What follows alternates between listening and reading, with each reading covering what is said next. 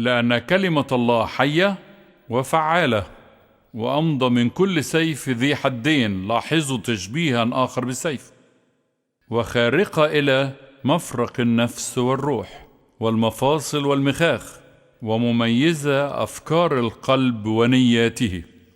إذن كلمة الله ليست ميتة، ليست علامات سوداء على ورق أبيض، ليست فقط كلمات تخرج من فم واعظ، إنها حية، حية بالفعل، وعندما تأتي تجلب الحياة.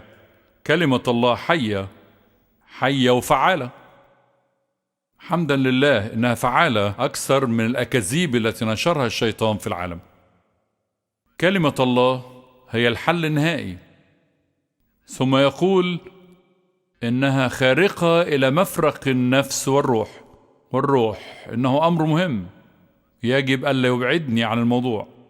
الكتاب يظهر أن للإنسان 3 جوانب: الروح والنفس والجسد. هو مثلث الجوانب، خلق على صورة الله، المثلث الأقانيم، الآب والابن والروح القدس. فإن السبيل الوحيد لنا لكي نقدر أن نفرق بين النفس والروح هو كلمة الله، فإنها الأداة الوحيدة الحادة جدا لتخترق وتفصل فعليا النفس عن الروح.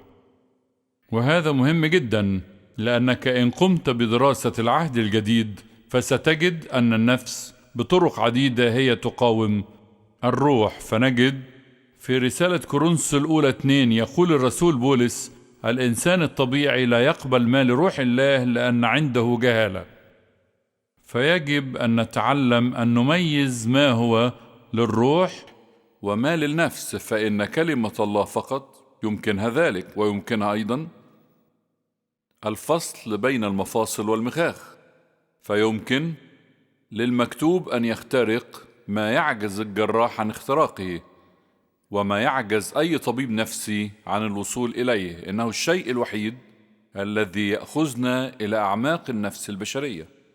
ثم يقول إنها أيضا مميزة أفكار القلب ونياته. التميز يعني التحليل والتوصل لحقيقة طبيعة الشيء.